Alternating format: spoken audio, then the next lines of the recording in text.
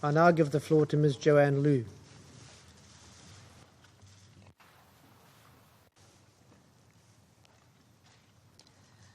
Secretary General, President, Excellencies, ladies and gentlemen.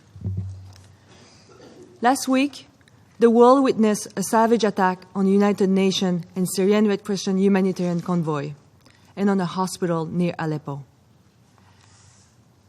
Secretary General Ban Ki-moon said, "Just when we think it cannot get any worse, the bar of depravity sinks lower."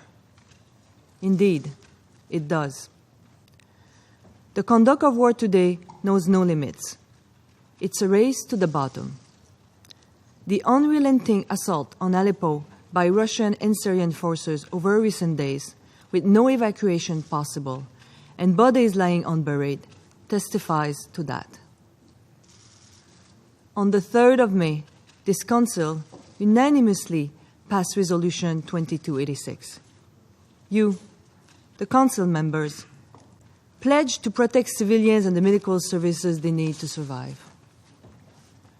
You passed the resolution in the wake of the obliteration of Al-Quds Hospital in Aleppo by the Syrian government and its allies. It was just the latest in a staggering number of such attacks. 5 months later, the resolution has plainly failed to change anything on the ground. This failure reflects a lack of political will among member states fighting in coalition and those who enable them. There can be no more waiting. Make your pledges operational. Since this resolution passed, MSF alone has experienced more horrific attacks. In early August, our hospital in Abs, Yemen, was destroyed in a Saudi-led coalition airstrike. 19 people were killed, among them patient and health worker. The GPS coordinate of this fully functioning hospital had been shared with belligerents, including the Saudi military. It did not matter. It was the fourth such attack against MSF facilities in Yemen in less than 1 year, killing 32 people and injuring 51 in total.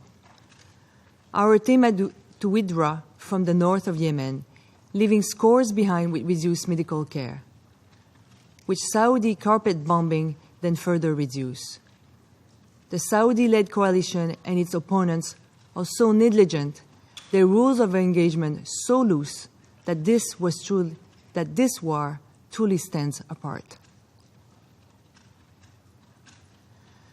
Many attacks are brushed off as mistakes, committed in the fog of war.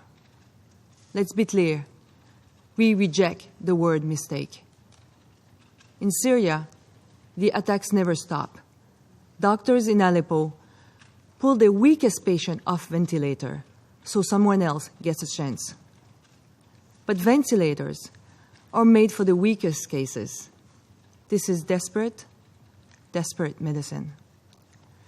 Just this morning, 2 more hospitals in eastern Aleppo were struck, leading to their temporary shutdown. In one of them, the intensive care unit was severely damaged.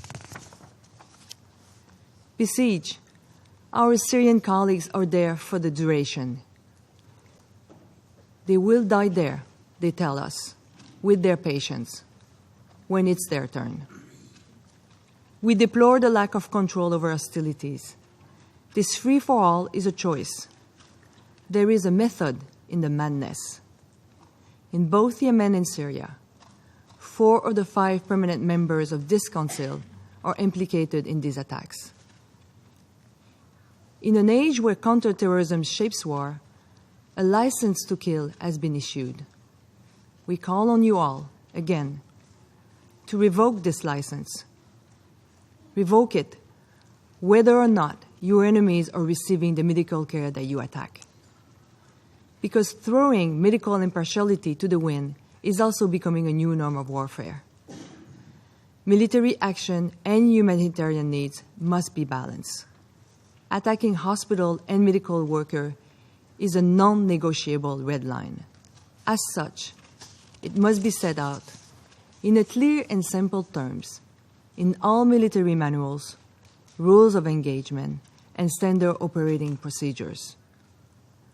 Too often, unverified intelligence or opaque claims that a hospital is a, quote, command and control center is the justification enough for an attack.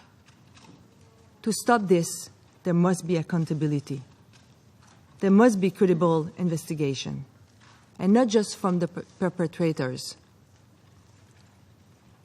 I deliver this message almost 1 year to the day that United States forces destroyed MSF Hospital in Kunduz, Afghanistan.